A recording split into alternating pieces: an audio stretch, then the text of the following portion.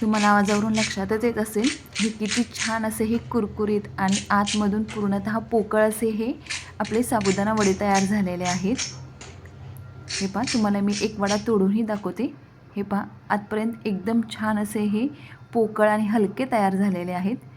आणि हे हलके आणि कुरकुरीत वडे कसे बनवायचे हेच मी पुढे जाऊन तुम्हाला सांगणार आहे, त्यामुळे आपला हा व्हिडिओ तुम्ही शेवटपर्यंत नक्की पहा। तर चला, आज आपण हे कुरकुरीत आणि आतमधून पोकळ असे हे वडे कसे बनवायचे तेच आपण पाहणार आहोत।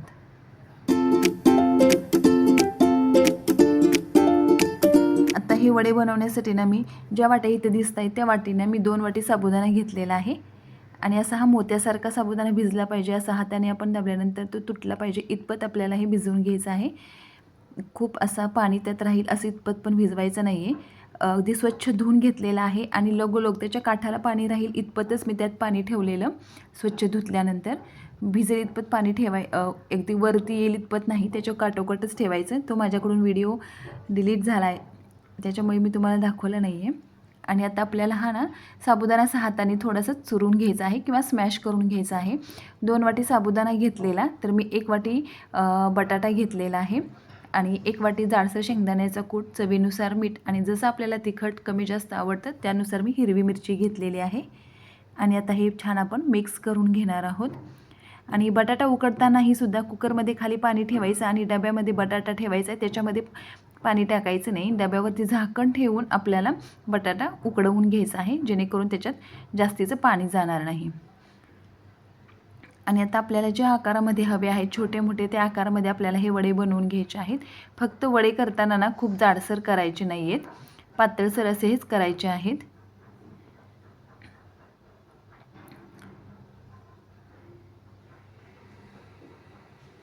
आता आपण साबुदाणा भिजवतो ना त्यावेळी साबुदाणा पाणी असतं, त्याच्यामुळे असं हाताने चुरून घेतलं ना तर त्याच्यातलं पाणी तो साबुदाणा मोडला जातो आणि तळताना ना त्याच्यातून आपला हा साबुदाणा फुटत नाही।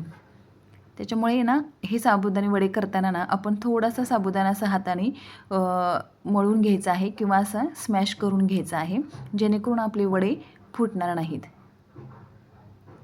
आता अशा प्रकारे आपण हे सर्व वडे बनवून घेऊया। एकदम पातळसर असे बनवायचे आहेत। आता हे वडे बनवून झालेले आहेत आणि मी तेल गरम करत ठेवलेलं आहे। तेल पण गरम एक थोडंसं मी साबुदाणा टाकून बघितलेलं आहे, तेल गरम झालेलं आहे। आणि वडे तळताना ना मीडियम टू हाय फ्लेम ठेवायची आहे, गॅस कुठेही आपल्याला कमी करायचं नाही आहे। आणि जेवढे वडे बसत आहेत याच्यामध्ये तेवढे वडे मी सोडून घेते आहे। आणि अगोदर आपल्याला अजिबात त्याला झाऱ्या लावायचं नाही, आपोआप वडे वरती तरंगून येतात। हे पहा, आता वरती थोडासा कलर आला आहे तर आपण हे पलटे करून घेऊया। खालच्या बाजूने पण हे तळले असतील आणि हे पहा, आणि आता आपण हे दोन्ही वडे पण असे हे पलटी करून घेऊया।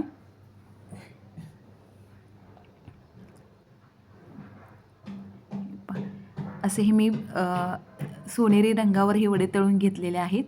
तर तुम्हीसुद्धा या महाशिवरात्रीला नक्की अशा प्रकारे हे वडे करून बघा। खूप छान आतमधून पोकळ हलके आणि बाहेरून कुरकुरीत असे हे वडे तयार होतात, अजिबातसुद्धा तेलकट होत नाहीत।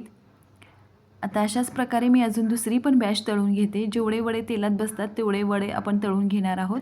गॅस कुठेही आपल्याला कमी करायचं नाही, मीडियम टू हाय फ्लेमवरतीच आपल्याला वडे छान तळून घ्यायचे आहेत।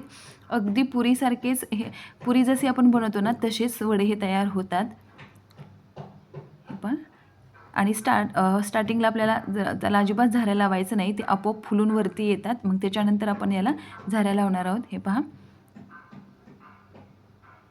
कितीही आपण झाऱ्याने त्याला प्रेस केलं तरी ते वरती आपलं तळून येतात। म्हणजेच एकदम हलके आणि कुरकुरीत हे आपले वडे तयार झालेले आहेत। आणि एखादा वडा चिकटला तरी तो बाजूला आपोआप पुढे सुटतो, नाही सुटला तरी आपण बाजूला केला तरीही छान कुरकुरीत राहतात आणि आतमधून असे हे पोकळ तयार होतात।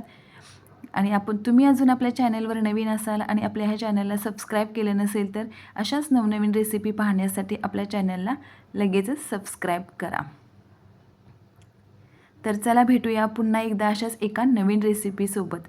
रेसिपी पाहिल्याबद्दल धन्यवाद।